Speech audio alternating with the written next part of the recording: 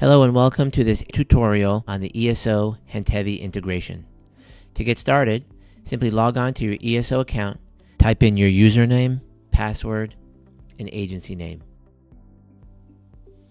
Next, go to the administrative panel, find the admin tab, click there.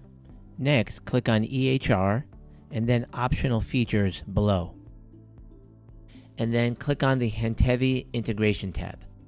This process will add this new import button at the bottom right of your EHR flowchart. Okay, so let's get started with downloading the Handtevy application onto your Windows device, iPhone, or Android device. Simply log into the store, type in Handtevy, and here you can see is the application. Simply download the application from the appropriate store. Once the application is downloaded, the first screen will be the profile screen.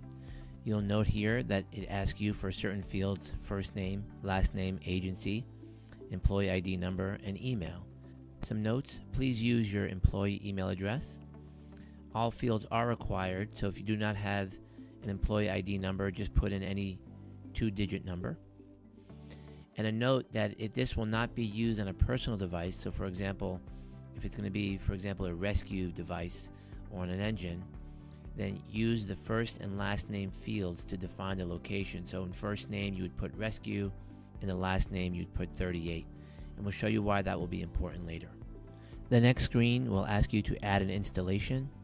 Please note that you will be given a username and password which is unique, and that should be distributed by the system administrator at your agency.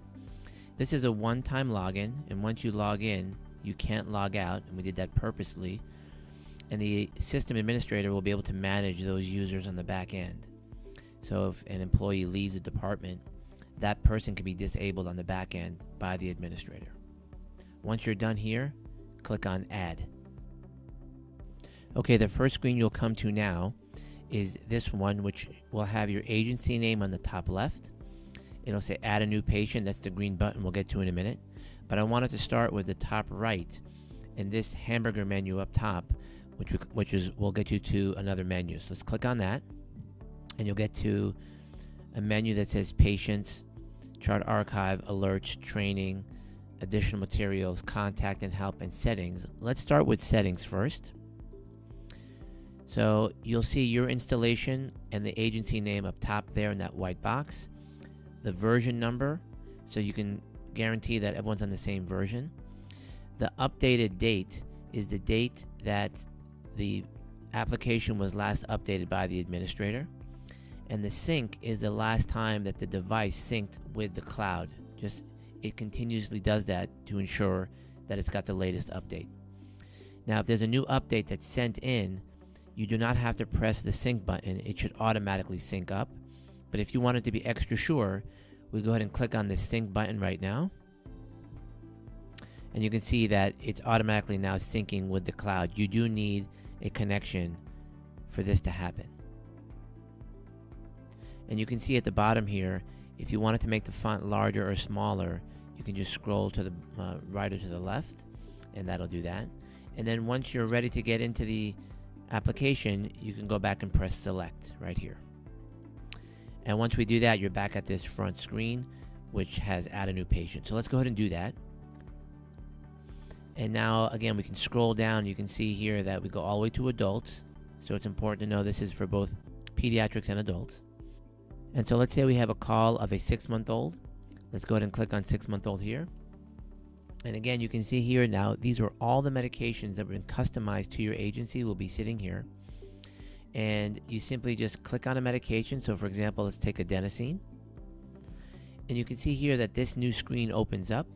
You have the drug name, you have the volume, the route, which can be changed. So I'll go ahead and I'll click on IO.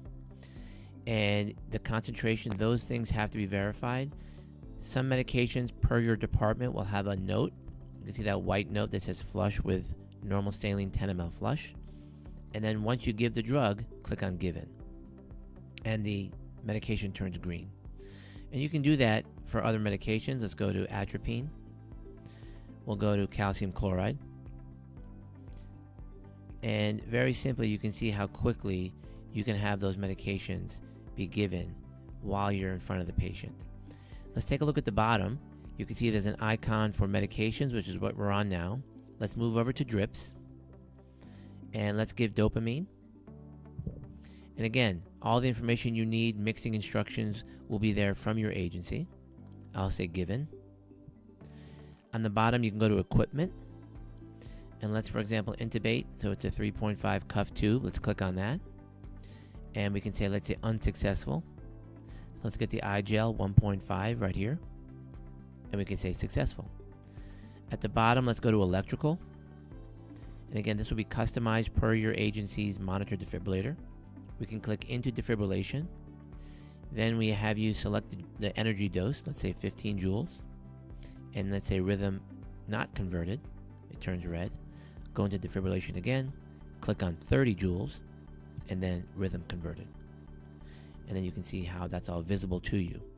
Now, once all that information is completed, let's go up here to the top right, the blue arrow, and this takes you automatically to the review and submit section of the app. You simply have to put your name in,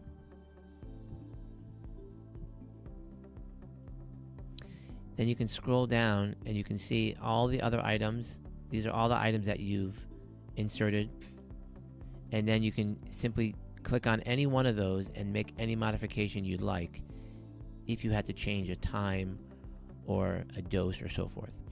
Once that's completed, you can click right here on all listings are complete, and then go ahead and just click to submit.